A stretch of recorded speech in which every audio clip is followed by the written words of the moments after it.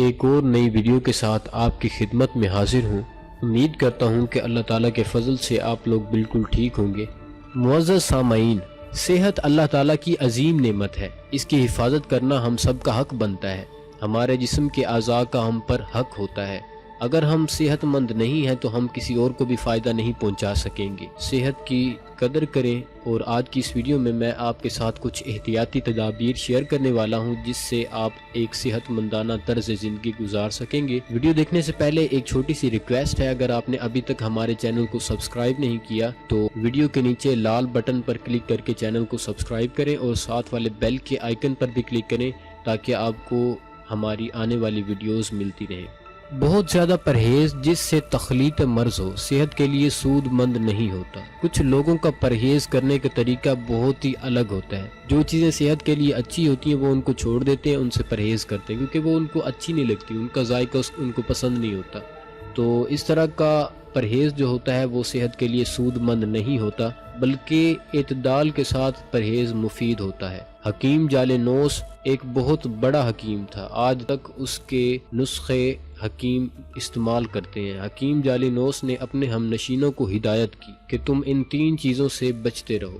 وہ 3 چیزیں کون سی تھیں؟ ان میں سب سے پہلے گرد و غبار سے بچتے رہو۔ ان میں سے دوسری چیز یہ تھی کہ دھوئیں سے بچتے رہو، اور تیسری چیز تھی کہ بدبودار اور گندگی والی چیزوں سے خود کو دور رکھو، یعنی صفائی کا خیال رکھو۔ اور اس نے کہا کہ کچھ چیزیں ایسی ہیں جن کو اختیار کرو اپنی زندگی میں۔ وہ کون سی ہیں؟ نمبر 1 چکنائی کا استعمال کرو۔ دوستو، چکنائی کے کئی سورسز ہوتے ہیں۔ چکنائی کے جو ہیلدی سورسز ہیں میں آپ کو ریکمینڈ کروں گا کہ آپ ان سے چکنائی حاصل کریں، جیسے دودھ، دہی، لسی، مکھن، دیسی گھی اور اس طرح کی جو دیگر اشیاء ہیں، گوشت، اس سے بھی آپ چکنائی حاصل کر سکتے ہیں۔ چکنائی اپنی زندگی کا لازمی حصہ رکھیں، اس چکنائی کی آپ کو ضرورت ہوتی ہے۔ ہمیں روزانہ 20% چکنائی ضرور لینی ہوتی ہے اپنی ڈائٹ میں سے۔ اچھا، اس کے بعد خوشبو شیریں، کہ میٹھی خوشبو لگایا کرو۔ اور تیسری اس نے یہ نصیحت کی کہ حمام کیا کرو، اعتدال کے ساتھ حمام کیا کرو، اس کے بھی بے شمار فوائد ہیں۔ اور شکم سیری کی حالت میں کھانا نہ کھاؤ، جب پیٹ بھر جائے تو اس حالت میں مزید کھانا نہ کھاؤ، تو یہ صحت کے لیے مفید ہے۔ اور شام کے وقت کبھی اخروٹ نہ کھانا۔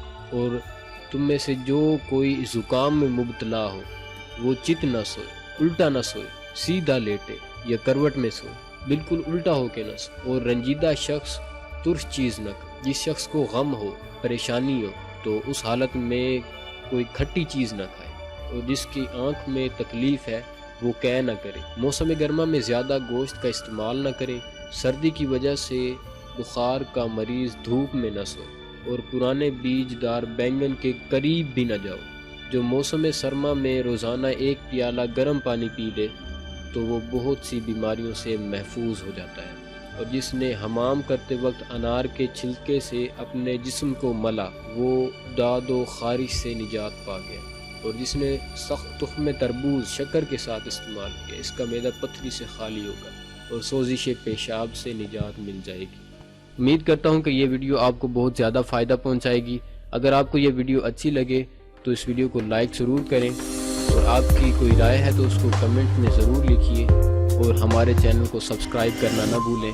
آج کی اس ویڈیو میں بس اتنا ہی۔ اگلی ویڈیو تک کے لیے مجھے اجازت دیجیے۔ اللہ حافظ۔